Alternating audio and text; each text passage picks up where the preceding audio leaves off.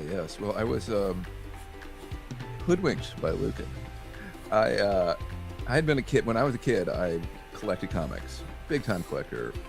My father got me into it, and we collected Hulks and all the X-Men. I mean, I happened to be growing up.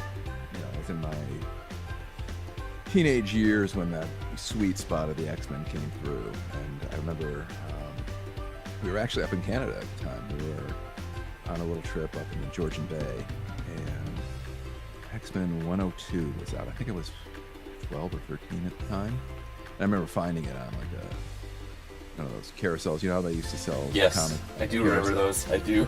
Yeah. At one of those drugstores up there. And it was like literally, we got off a sailboat and went to this, beautiful, tiny little town. I think it was Tobermory. And X-Men 102. And I just kind of fell in love with these new characters. And so I kind of I went through all of that and became a comic fan. And was a pretty heavy comic fan all the way until I went to college, and then just got too busy to stay with it. So, kind of fell off in the 90s, really. But when Lucan was, it's been 4 or 5 years ago now, he was a board gamer, and he kept his eye on, he was watching Tom Vassell a lot, and he'd heard Tom's review for the AVX set. And he said, hey, there's this great new game. He was always trying to get me to spend more time with him playing games, and I was like, I'm working, and I kind of wanted to do it, but I wasn't really interested in Descent or a lot of the games that he was really into. He was into like stuff type of games. And then I saw that he told me about this. He goes like, hey, there's this superhero game. It's all about Marvel. And I kind of looked at it and had some of my favorite characters, like Doc Ock. I was like, okay, well, this might be fun. I can at least play this with him. I'll be into this. And then it was just like heroin. And I was like, where's the next pack? I got so into it. The two of us got really into it. And we played it crazy. We played like crazy variants. We just couldn't figure it out. Like, the early rules were just sort of impenetrable to us. And even though some of them were clear and we just couldn't accept it, like, there's no way a sidekick can stop the Hulk. So we just played everything like a head over crush for the first few days for a long time. And then we were looking at it, it's like, I think a sidekick can stop Hulk. And we were like, I don't know. And we really wrestled with it for a while. And finally we enjoyed it so much, we decided like, oh, we're going to go online and find out if there's like stores playing it. And so from that, it kind of just kept evolving. But we found our way to Comic Hero U. It was at that time, it was actually at a store called Bellflower, called the Guild House, and Robert Canelo-Woods and Mike Trias were TOing there, and they kind of taught us really how to play, so it was great. That's cool. That's cool. I would have expected you to get him into it, not the other way around, because that seems to be how it goes, right? No, he totally suckered me in. He totally suckered me in once. So. That's awesome. There's nothing better than playing with your kids. Like, my daughter was into it for quite a while until high school started, and then I lost my buddy. And but it was fun. Like, we had a blast. That's really been the single biggest benefit for me. Like, I spend time with the kid. We have something to talk about. We always have something. There's never been a period of time, really because of the game, where I've been shut out of his life. And so many parents do get that. Yeah. I have an instant connection. We go travel together, we play together, we have fun together. I feel like I've got a tag team partner in a way. That's awesome. That's so good.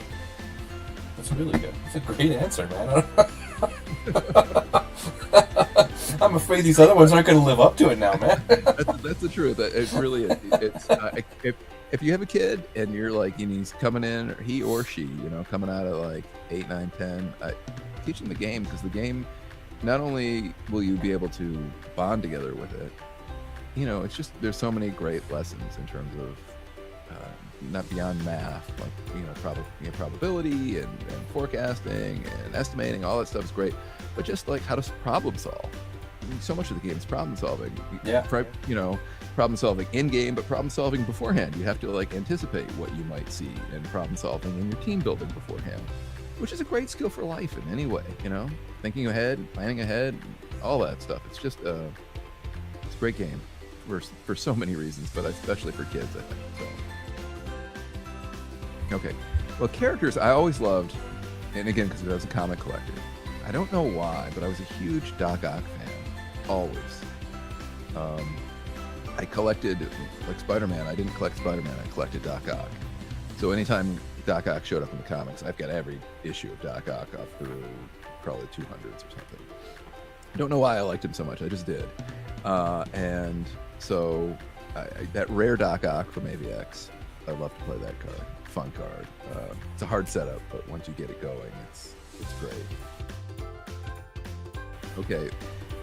Now, I'm going to be probably one of the only people who says this, but I would love, because I was a huge fan as a kid growing up of all the Toho movies, all the Godzilla movies. And I think, I'd love to see a Toho set, that would be fun for me. See all the monsters battling it out. It could be one complete box of, Gigan and Mothra and Ghidorah and Godzilla, all of them, I think it would be great. I mean, it'd probably be a little bit too OP for everything else, but, we've got Phoenix Force in the game, so... Yeah, why not? Okay, if you had to narrow it down for one. Just one. One character. Would probably be Ghidorah. King Ghidorah, you would have, what was his bolts called? What was his breaths called? They were called, now it's going to drive me crazy. He had a special name for his bolts that he would send out of his mouth. Like Iron Man has repulsor rays and stuff. His were gravity beams, right?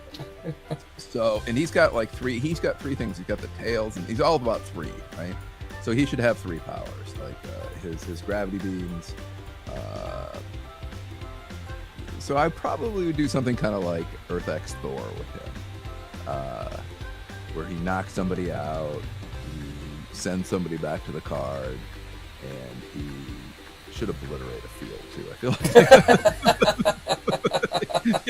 that's what he should do, and he should cost 9. He is King Ghidorah after all. There you go. That's not overpowered at all. Not overpowered at all. He should, only Godzilla can stop him. That's what I'm feeling. Actually, for a 9 cost, I think that's fair. You got to build yourself up to it, maybe. Yeah, exactly. You only get one, and he better do his thing. Yeah. Well, when KO'd mechanics are always great, but what's interesting? Like, what do you enjoy? Like, what do you love to play? I like playing. I really, one of the cards I like to play the most, just a fun card, is I like playing Phoenix Storm. I've never gotten her to work for me yet. Yeah. You got to combine her with Darkseid, right? You got to combine her with Darkseid, and you got to keep your Darkseid. You got to keep your sidekicks. There's a whole slew of things you got to set up. That's what I like playing, because I like playing cards where you're like, you have to have a Hail Mary in it somehow. Yeah. Like you're just hanging on for dear life, and then you get the Hail Mary, and like that's like the most fun scenario for me. So with this card, you just have to get Phoenix. You get Darkseid out. You got to protect your sidekick. So you need something like the rare Dum Dum Dugan to protect your sidekicks, or maybe the new Orc, the guy who protects the sidekicks. And then, so you got to set that up, and then you got to get your bag rolling. And then if you can get her, I mean, she does a board clear, and then she does a ton of damage. So if you can get a bunch of bolts, and then you buy another Darkseid. So you bring like 4 Darksides. Okay. I got right? And then you're doing 6 damage to a field, and then slamming through for a ton too. I mean, it's great. It's one big, huge. There's a lot of roadblocks, and a lot of things can go wrong. And for a fun weekly tournament, I like to put in holes in my team intentionally. Yes. That I've got to kind of play around. Yeah. So, I just think it makes you a better player. Like, okay, I've got this card that could, there's a card that's more effective at this, but this one takes more work. Like, I find the dupes are fun removal and control. They're not as effective as, say, an uncommon blob or a rare blob, but they're a lot of fun, and they take a couple other cards to work, and they're just fun. They're a fun card. Oh yeah, I don't know how to do it than it takes a little extra things. You got to get more pieces working with each other, but there's something more satisfying about getting a bunch of things to fire off all at once. Yes, I'd agree with that. I hate the Green Devil mask. But that's just because it wrecks my style of play. I think it belongs in the game. I think it's a great card. I just hate seeing it. I kind of have to like. I've recently been like, oh, I gotta put something on my team just to handle that because I like to have, if I'm having these janky combos, then I need to have a lot of fields, yeah, field, just to have the combo go off. So that card just usually wrecks my style of play.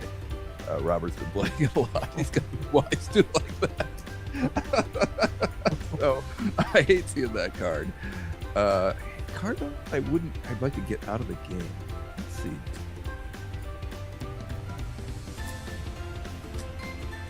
It's interesting right now. I think the meta is actually pretty healthy.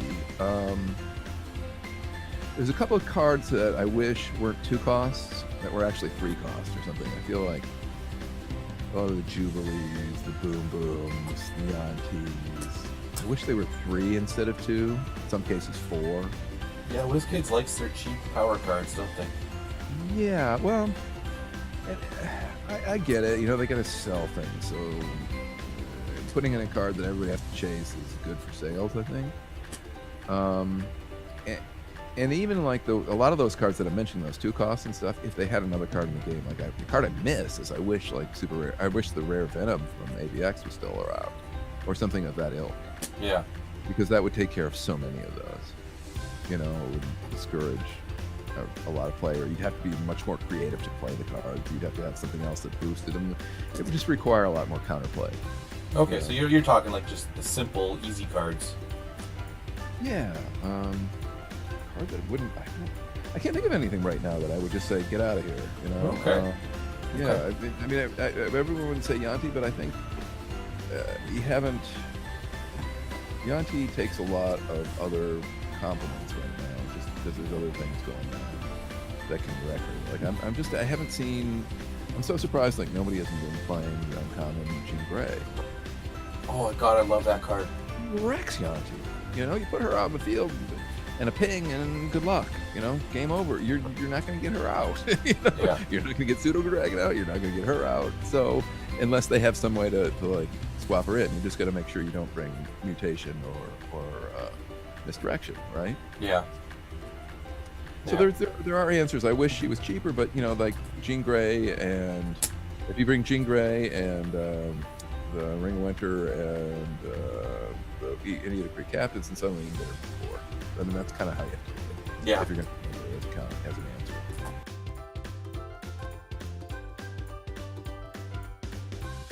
I wish Underdog was better. Actually, I like that. That's true. I love the idea of Underdog because it fits my style of play, right? I like playing from the grave and playing from behind and all that kind of stuff. But I wish you didn't have to be. If they even just modified Underdog so they didn't have to be less people in the field, just less before you field, so that you could be 4 to 3. You know what I mean? So right now you have to be 4 to 5 or 3 to 5, right? So you've got 3 people in the field, they have 5. You field somebody, you're okay. But if you have 4 people in the field and they have 5, you field somebody, it doesn't work. Yeah. You have to be way down. I think it would be better if it was just a little bit down. Okay. You know what I mean? Like it would just modify. Like, I guess I don't hate the ability. I like the ability. I just wish it was usable, tweaked so that it was usable. Yeah. We've got a bunch of things, and I really like our scene. We've become really good friends over the years now, and we've got some new players coming in, and that's fantastic. I go to a bunch of stores. A TO at 2 of them. A TO at It's Game Time in Culver City, and we do it once a month there. Really nice group of guys, and I don't have any ladies there, unfortunately. But just they're guys who like being competitive, which is fantastic, but are super generous with new players. Nobody there is just like cutthroat. Everybody would be, will play, and then after talk about the games, and if somebody's new, we'll explain like, hey, this is where you misplayed, or you could have got me here if you'd done this, or anything like that, So it's a super friendly scene there. We have a scene up in Chatsworth at a store that was originally a HeroClix store for the most part. They did a lot of clicks. and a couple of guys came out of the Clicks thing, and they were looking to get into Dice Masters, and they talked to me, and so I've come up there, and we've been getting a scene going on up there. Really fast-growing guys who are really interested in playing competitively up there. So, and that's good. The trick there is to try to still keep it fun. So I try to do a lot of bands and make people think a little bit, work a little bit harder. And then we have the scene that really is the oldest scene is Comic Hero U down in Fullerton. They've been playing since the very, very, very get-go. A guy named Enrique owns the store. He's been just a saint, a patron of Dice Masters. Robert Tomilowicz is the TO down there. He is known as Archivist on all the threads. Oh, okay. Yeah, and he's just a repository of Dice Masters knowledge, and keeps all of the notes from who are the guys in Game of Thrones when they go to see the maestros in the city. Oh, oh frick. You know what I'm talking yeah. about. Robert's like that. He's got all secret information, and he's just really a great guy. He went to Worlds first year, did very well, and hasn't gone back, but he's just really knows the game inside and out, and just had his finger on the pulse of the community as a whole for a very long time, and really not just a good player, but a great teacher. I mean, I've just seen him teach so many people how to play the game, myself included, and Luke included. So I owe a lot to Robert, and he just really put so much thought into the scene. Like right now, we're in the Winter League, and he runs like 2 or 3 leagues a year, and this one is it's awesome.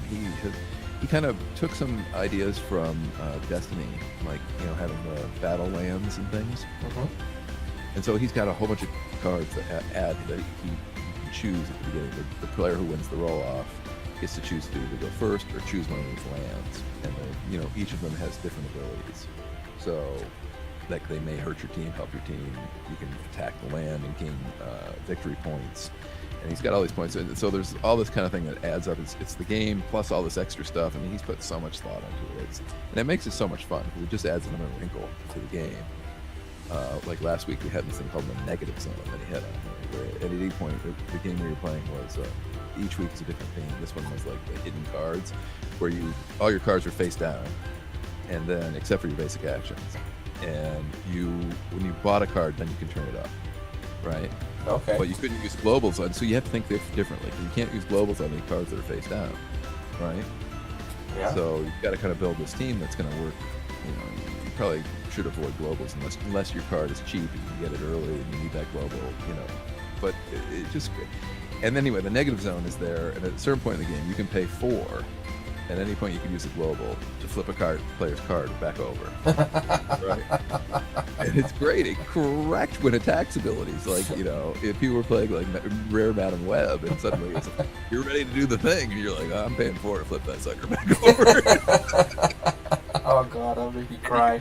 And the only way you can fix it is to like pay 4 to get it back again, Yeah. So he's just done a lot of stuff like that. It really makes a new fun wrinkle, and it's great. So and that scene has been just alive and well for a very long time, and it ebbs and flows. When product is short, it does. We may have anywhere between 4 and 7 players. When product is happening and we're having big turnouts, we can get up to over 20. Wow.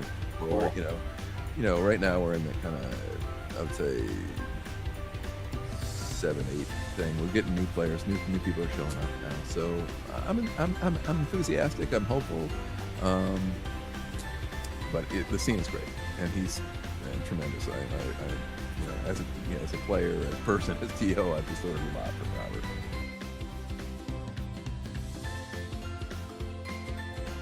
Yeah, I don't play many games. That's true. I wasn't a gamer before. Like I said, Lucan got me into it. He's into this game called Rough right now. I don't know that one. It's about like mutated billy goats and stuff. It's very magic-y. It's bizarre, and it seems fun. It's very magic-y, kind of Yu-Gi-Oh. Oh, okay. It's a deck game, but he's loving it. So I might say rough, but I'm afraid if I didn't have Dice Masters, I'd just kind of float back into my business life. Oh, okay. You know what I mean? There's other games I like, and I'll play them, but nothing that grabs you. I mean, yeah, nothing that's got me that junky thing going. I take it back. I played chess before. And I love chess. So, I love chess, and my kids, when they were younger, they studied with Arge O'Neal, who was in this area. He was one of the grandmasters. Oh, wow. And so, I just admired the beauty of that game. Such perfect simplicity, when you see the patterns unfolding, there's just such incredible grace to that game. And there's that in Dice Masters too. There's a randomness too, but there is. You start looking at the underlying mechanics, I think there is a beauty to it that I admire. So, and the other thing I like about, I think that drew me to this game, unlike some of the other card games, is like it's a game of ultimate knowledge, like chess. Everything's out there. Yeah. Your opponent has. I know what you have. We don't know necessarily what's going to come out of the bag, but we know what's in the bag. Yeah. Right? And we don't know what's going to roll, but we know the possibilities of the things that are going to roll. So that, I've always enjoyed games like that, where it's just a match of wits. There isn't just like, ooh, I had this card hidden in the bottom. Never saw that coming. That's a good point. I never really thought of it like that. There's definitely similarities there. Yeah, that part of the game I really enjoy. So maybe it'd be, if there wasn't chess, it'd be some other game of ultimate knowledge, probably. Okay. Oh, I had a really fun game. The one that I always think back of, like, these just crazy shenanigans happen. It was early when Rare Scarecrows was back in World's Finest, early World's Finest, and I had a guy who was bringing. It was a Guy Gardner. Chris was his name. Real nice guy. He had a Guy Gardner. I remember the whole build now. Oh yeah, it was just okay. He had Guy Gardner. He had Alfred. It was really an Alfred. Dick Grayson, rare Dick Grayson team. Oh yeah, okay. Bumping up Dick Grayson to insane levels and then pounding with him, right? And I look back at it now and I know that the thing actually didn't work, but when we played it at the time, it was really fun. And I had, and I was running a Scarecrow rare Venom team. I had the two rares. And he got his thing set up and I missed some rolls and I was, on my support at the point in time when I got Polymorph to come out. I had lined up Polymorph and Scarecrow. Scarecrow I got out. Polymorph came up, and I had enough energy to buy Venom. So it was great. I was able to get Scarecrow out, KO Scarecrow, take his Dick Grayson. Then I was able to poly in Venom, and that KO'd his Alfreds, which kept re-rolling. And rolling. Meanwhile, his Dick Grayson was growing huge, right? And then I ended up killing him with his own Dick Grayson. It was so satisfying. It was like all these little things had to come together exactly the right time they did. I mean, now I look back and I realize, like, Alfred was a May ability, so he didn't have to re-roll for my advantage. Oh, that's right. He is a May ability. We didn't know that at the time, so it was really a fun game. It was a crazy game. We both laughed. It was one of those ones where he thought it was amazing and was entertained by it. I thought it was amazing and was entertained by it. It was like, it was really great. We had a game like that recently where Lucan was playing. He was playing Phoenix Storm against me, and he got just so lucky. He had a bag full of crap, and he reached in and pulled out the one die that could wipe my field. He just laughed and had a great time, I like things like that. Those are fun. Yeah. Those moments stick out. I don't know why, but they poke through all the noise. Right now, it's, and not everyone's going to like this. I would do I'd Magic Wand. I would keep the collector's boxes and the team packs. I think that brings a lot of new players in, and that's good. I mean, I'm a collector at heart. From back to my days as a comic collector, and I think a lot of the community was too. I think a lot of people who've fallen away a little bit really enjoyed the itch of chasing cards. So I thought the team packs were great, and if I could wave a magic wand and get them to put at least one, and in my humble opinion, 2 team pack sets a year would be great. To have it reintroduce blind product, but it would make drafting a lot easier, and I just like that. So you mean the draft packs or the team? The draft packs. Oh, okay, yeah. We'd bring back a couple draft packs a year, just like the way they did the Tomb of Annihilation set. Yeah, I thought they hit it out of the ballpark with the draft packs. Like they did such a good job with that, and then to see it go away so quickly was so disappointing. I have a feeling that I'm hopeful that might come around. I think there's some sort of business logistics that are beyond what I know, but I'm hopeful that I think they were successful financially for them. So I'm hoping that they may come back again in the future. It just takes a long time, once you turn the ship on. Yeah, exactly. But that would be my magic wand. I would like to see some collectability in the game again, and some, and just more drafting. That would be great. There's workarounds to all those things, but it felt great. Honestly, it felt, when looking at it, went there, I just go to play and have fun. And when I play my best, I have that attitude. If I have I'm going to have to win attitude, I tend to play worse. So felt like a dream in a weird way when we were playing, because everything was just falling right for us. We both ended up playing in different brackets, and the next thing you know, we're playing each other. And I literally I pinched myself. Am I sleeping? Am I having this wish fulfillment fantasy happening here right now? Because it was a gauntlet against all the people that we had to play. I mean, we just played some really, really tough players, and it was a great feeling. And especially sitting down and playing him at the end, because before that I had had to be on my toes for every single interaction, every single, really cranking myself to not make a misplay. And against Lucan, it was just okay. It's just like playing at the kitchen table again, which was really neat. But there are not a lot of perks. I took home a lot of prizing, which was really nice, and I'm hoping to give a lot of that away too, just to return the favor to the community. And then it's funny, at work they've laughed. I was joking. So breaking my proverbial, they put on my door, they put in, Arge O'Neal, world champion / editor. So now every time somebody walks in, they go, "Hey, champ, how's it going?" It's good. There's perks. Yeah, it's fun. It's a perk. It's fun.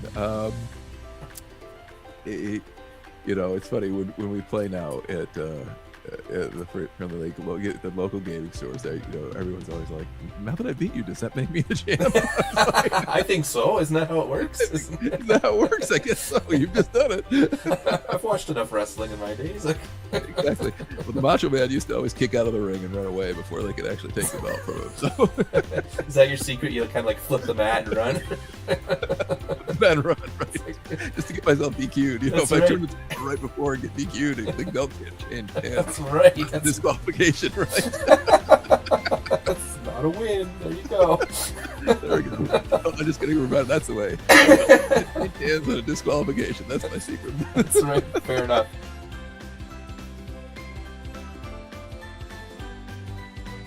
It was the best. I'm really so proud of him, and he's just such. I mean, it's funny. It was as I was really playing, I was thinking this is my chance, because he's just every day getting stronger. And me, I'm I can feel the brain cells just trickling out back in the years. So I only laugh because I'm there myself, man. you know what I mean? I know my days are numbered, so it's like I'm feeling like it's funny because at the same time I'm feeling like my days are numbered. I know that I can improve so much as a player. That's one of the weird things about winning it, because I feel like still got so much room for improvement. Like there were a lot of things I didn't do right on that day. I don't know if I've got the like mental bandwidth or the youth in me to actually make the kind of strides that I know Lucan will, but I know that I can become a better player, and ultimately that's why we're playing the game. That's the most fun thing. Like you can say like, hey, I made the right decision there. Like even if I lose on the game, if I feel like I've played really well and back my way out of a really tough corner and then things didn't go right, I feel really good about that. Like that's more satisfying to me than like making kind of like a misplay and getting lucky and pulling out a win. I don't know how other people feel that way, but I do. Okay, that's cool. So when you were playing him in the finals was there ever a thought in your mind like where you said, you know what, it's my kid, I'm going to give it to him? Well, no, because it's funny, because Lucan even said to me, he said, I would never want that. He really wants to win it. But I did play faster and looser than I normally would. Like if it was been somebody else, I wouldn't have played as fast and loose. I probably would have bought 2 shrieks and really saved more mast. I wanted to give him. I played to win, but I played in a way that like there was give him a shot. Okay. You know what I mean? Again, Lucan is he suckered me in. He sets you up and takes you down. So I'm hearing Lucan's the brains behind the operation here. Oh God, he certainly is. Like, yeah, I'm the beast. He gets me to buy the dog, and then I walk the dog.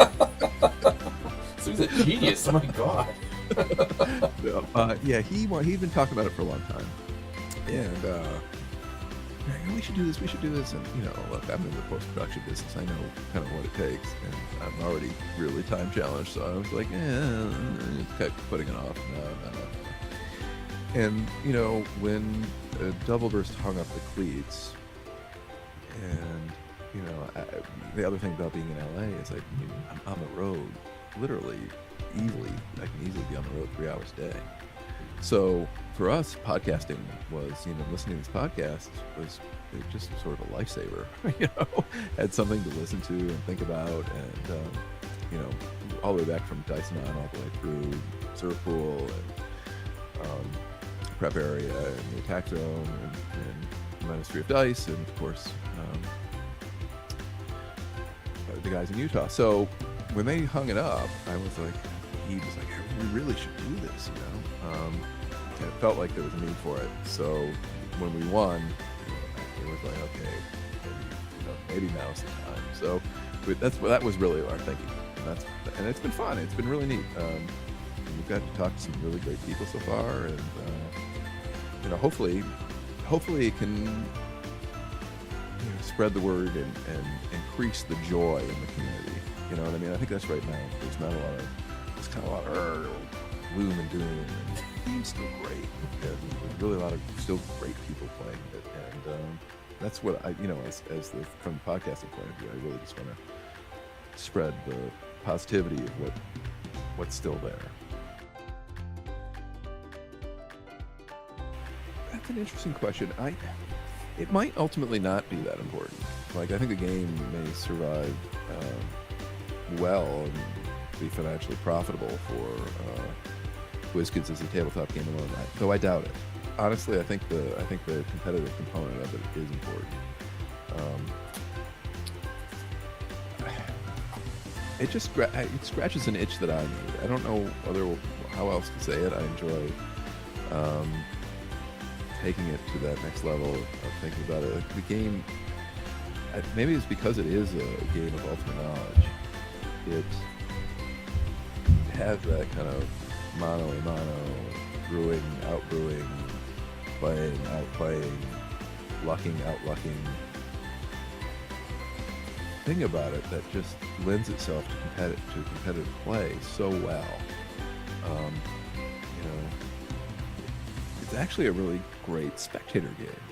If you ever see me at Nationals or any of these tournaments, whenever I get knocked out, I'm the guy who's still watching the game, watching it played, because it's just watching these two people wrestle it out mentally. You know, nothing is more fun than watching one team that has a stronger build against somebody who's perhaps has a weaker build, but is just a slightly better pilot, and watching the two of them wrestle together. It is. That's why there's something about the game just lends itself to competitive play. I don't know how else to say it than that. Yeah, and, that's fair. And if you can enjoy playing it, you can actually enjoy being a spectator of it and talking about it. So I think it's important for competitive play to be there. Now, I think it's also important to temper that competitiveness, if that makes any sense. Like, I think we crossed over at a certain point where it became a little bit more magic-y, where the community, which we have been known for so long for being so generous and fun, got a little bit chippy, you know. And I think we gotta watch out for that still. Like, there's really nothing at stake. It's still a fun game. And there's no money. There's no. You know, at least a couple cards. Maybe some of them are shiny. You know. so let's still have fun. Let's still, you know, keep laughing and smiling about it. I think that's really important, and not lose sight of that. So as we kind of have, you know, 2.0 or next season of whatever, I think it's important to like really hold on to that. I think the competitive part is fun. Again, it's like you can disagree without being disagreeable. Yeah. And you can compete without being contentious. And that's kind of what I'm at. The one big weekend, yes. Well, as your poster is awesome. I'm really excited. I'm hoping that the other thing is, like, we have these local scenes that I want to kind of help reinvigorate, and just get people getting together, getting people together again, and having fun, and getting at the table, and then hopefully connect that to the online scene as well. I think the two can synergize with each other. So the idea was to have 10 to 15 stores across the globe get together for one weekend and sit down and play. And the local scene can choose, the TO there can choose whatever format they think is going to be most fun for their players to play, because ultimately that's what it's about. And then we'll try to prize it. We're figuring out what the prizing is. I know I'm going to send out super rares to all the stores for at least the top winner. And then there'll be other prizes as well, hopefully.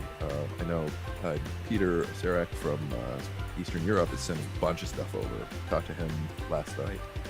So he's helping, and you know, people are just eager to jump in and help. I know you guys are helping up there, and everybody seems to be willing to pitch in. And then the idea is the top two finishers at each local store will then be qualified to play in the first online tournament of a series of new tournaments.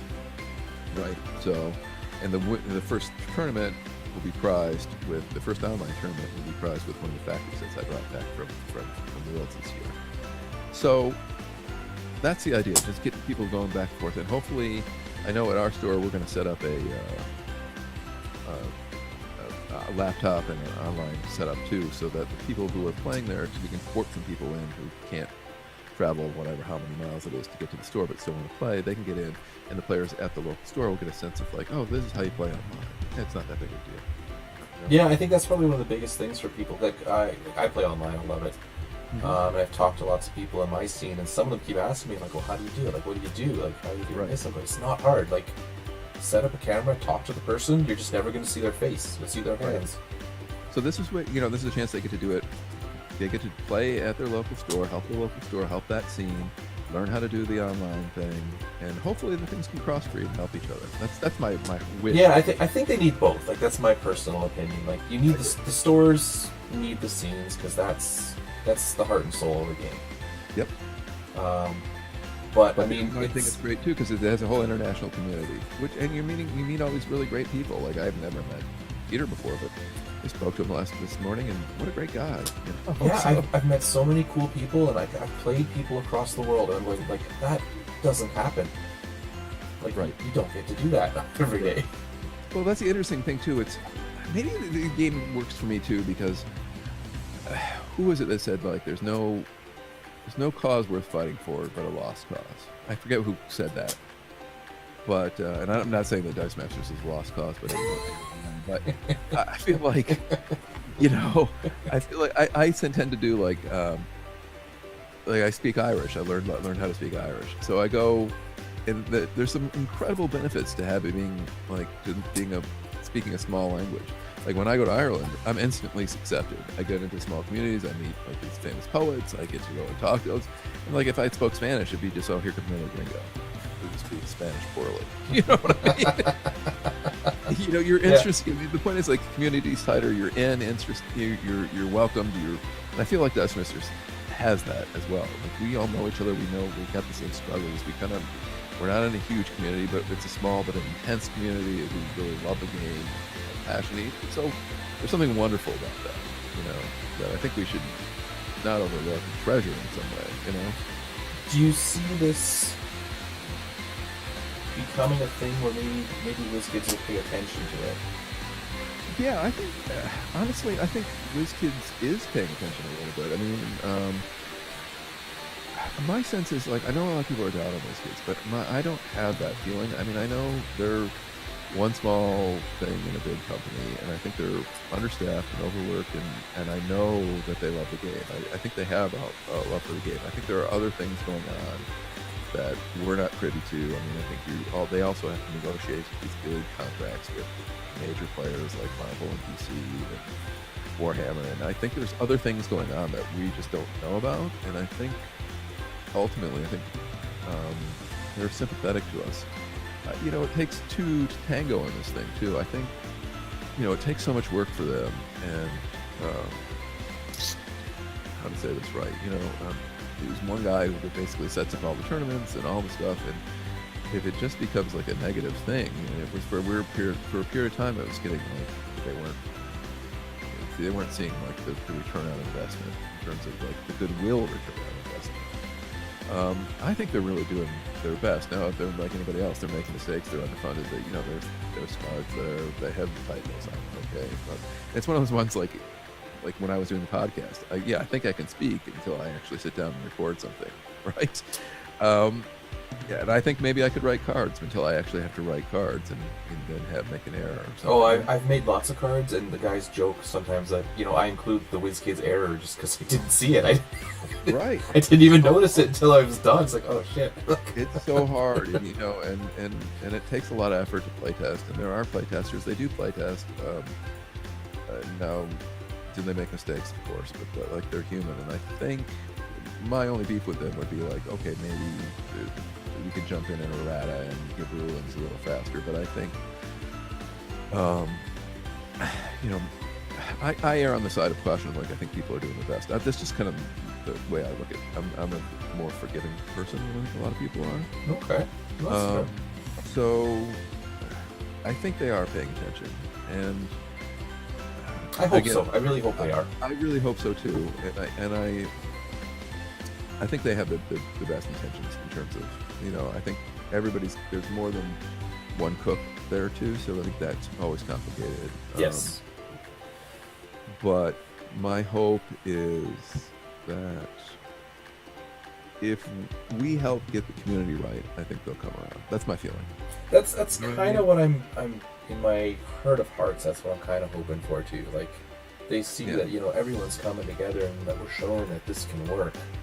And there's different ways to do it, and I really believe in the honeybee gets the bees solution here. Yeah, we've been trying the pounding and complaining about stuff, and I don't think that's going to be the way to work with them. I really don't. No. I think the best way to do this is what we're doing here is this whole idea of this one big weekend where the community just comes together. Whenever that early March, I think is what you're planning, right?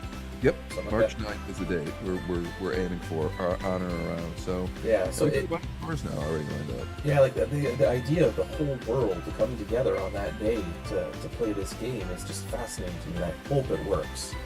I really do. I think it will. I mean, I know we've already got. Here's who we've got on board already.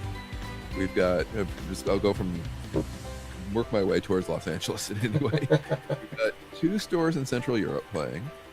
We've got London, we've got West Virginia, we've got Texas. We've got St. Louis. I'm forgetting. We've got you guys. Like there's a store. I've got Calgary. I've talked to the store owner, and I've kind of got an idea set in motion. So I actually got to get the group together and say, hey, can we do this? So we got Toronto. I believe is going to be on. Cool. And Calgary and where's Laurier? He's in the Ottawa area. So maybe we can get him to put some together. I'm hoping. And then we got Los Angeles. So, and I'm just reaching out to the guys in South Carolina too. They have a pretty good scene. So hopefully we can get them on, and maybe there'll be somebody else too. I'm still shaking the tree. But even if we just stop now, we've got a good number. So. Yeah, like I'm hoping that like there's some decent turnout, some decent data. I gotta when I get off this phone call, I'm gonna email Victor in Mexico. Oh yeah. Great scene, and they should be playing this. I think they would like it. What about the Aussies? They've got a good scene. Did you mention? You're right. Let's do that too. I'm gonna reach out to them. I know. Oh god, he posts all the time. Yeah. They've always got the cool. They're always outside playing, which I think is awesome. Yeah. But that's just the jealousy of me when I'm sitting inside. Mine is 40 outside. Right. Yeah. If I come up with a name, I'll message you. But I can track it down. I remember. He's out all the time. Victor in Mexico. That would be two other places that would be better. Yeah, I think the more you got, the more that you can show to WizKids. Like, hey, here's what we can do with your game. Yep. Do you want to join us and help out? Yeah, or just hey, look, there's these people still on the game. And, yeah. Pick up, we're here.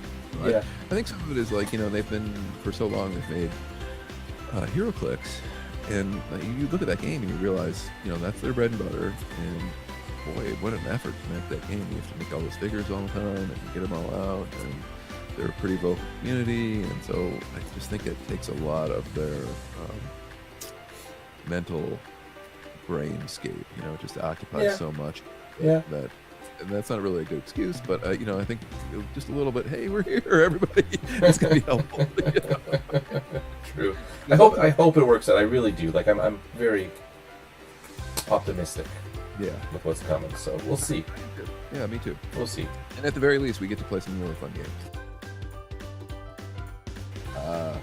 I'm a bottom guy. Okay. I'm a bottom guy. I flow up and around. It's just that's the way I learned it. That's coming from the champ, so that makes it more important. Oh wow, that's a hard one. That is a hard one. Well, we gotta save the tough ones for the end, right? Wow, that's a here's your baby kind of thing. Right? Yeah, you can only pick one. There's no copping out on this one. There's no political answers. Well, technically I've met him, so I love him, but then again, Chris is the Highlander of the situation. He's up north a little bit. I can't answer that one. That's so hard. I love them both. I'm going to use this as a plug. Oh, okay. Check out this week's episode of Rollin' Thunder.xyz, and you will see on the puzzle, the whole puzzle is about Common Kate Bishop. Oh, dear God. Everybody's always picking on poor Kate. I like. It's one of those cards you look at and you go, what was the designer thinking when they what did they want us to use this for? The puzzle's all about that. Really? Oh, okay, I'm interested now. On a side note, I love your puzzles. Like that's. Thank you. That was amazing. And like at first, there was a couple times I was like, "Oh, this is easy. Just do this, and oh shit!" And I ran out of energy. Right. That's the idea. Of like it should look easy, but there should be some little hitch in there. Oh yeah, there's multiple times I got knocked out because I left him with a bolt. It's like, oh, okay. Goddamn Cal Global. But that's a neat little thing to add in, and I hope you guys keep doing it. Yeah, we're gonna try to keep doing it. We're hoping at some point to have some guest puzzle masters come join us. So if you ever feel like making a puzzle, let us know. I'll think about it. But yeah, that's because I can't even imagine the amount of work it goes into thinking of the scenario there. It is. It's tricky, and then really the biggest problem is like you make the thing, and you get one to work, and then you ask people to poke holes, and then they poke all these holes, and you're like, oh shit. I thought I had it. There's just one hole. Well, the other part I found interesting is there was multiple things you could do to kind of get the thing flowing, but then they'll hit walls. Right, exactly. And I'm going, okay, so you gotta come up with this puzzle, and you've also got to include all these other wrong turns. Yeah, there's got to be dead ends, or it's not quite fun, Yeah, and I found that super interesting. I went, okay, that's awesome. So yeah, I honestly hope you keep doing that. And okay. I'm really intrigued about your next. Is it the next episode? The next episode, we're gonna put it out on Monday. So if you keep your eyes peeled for Monday, you'll see what to do with Kate. Okay, so in other words, I better get this article up quick, Kate. Really, you can point them back and say that's the. I'm again, like that's poking the dragon, right? Yeah. But I get why people are completionists about it. Like, I am. I'm. God, my hand up. I'm the worst defender as a collector. I literally have every card in the game. So, in fact, I think I might have every card in the game twice. When you got a kid who's playing, you gotta have two, right? Yeah, exactly. That was my thinking, right? But no, it's a sickness, really. But so yeah, I will have two, and I'll have more than two, and I'll have extras, and I have I have a ton of dice, like I guess, just literally falling out of the floor. But the truth is, like, Ben, we're interviewing Ben on this last episode, and he was talking about, it's like, the fact of the matter is, you rarely, except for in swarm cases, you rarely need more than one die. Other maybe two, if you whiff the one that you wanted to get out. Yeah. And he was like talking, like, if I got two golden dragons in the field, something's gone wrong. Right? Right? Yeah. So unless you're swarming, there really isn't need.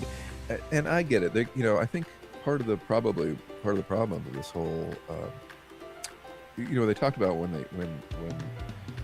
they were designing the game, Elliot and Lang and Elliot were trying to design the game. They took it around to a lot of places, and nobody else could produce it because of just the cost of making the dice, right? Yeah. So I think that just as we as players, we don't realize, like, that is a big cost, and so they're trying to figure out how to keep everything packaged and put in. I mean, my only beef with it is that it's a shame that, just from a waste perspective, that we'd have to buy 2 boxes and waste all this paper and all the other stuff. Like, I get that complaint. That makes a lot of sense to me. It'd be great if there was an option just to buy the second set, or buy one set that had everything, but it's probably just economically not feasible for them. And I get that. They've got this price point that they know they got to hit, right? So I think they're wrestling between price point. I mean, I believe if they could get everything in there for $40, they would. But you just can't. Yeah. So the way I'm going to do it is I'm just going to draft like crazy for the rest of the dice, and use that as an opportunity to do that. We're working out, it involves more thinking through. Like, you got to think, okay, we got how many Batmans, how many dice.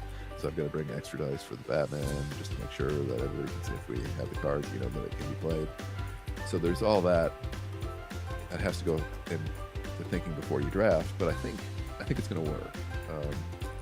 That way, at least we can share the wealth and draft it and kind of fill out our collections the way we used to do with Blind Product. Yeah, I miss the trading aspect too. That was something I enjoyed. And we can do that now again. Like, oh, geez, I need more Riddler dice. Well, you need more, Black Canary. Here we go. Yeah.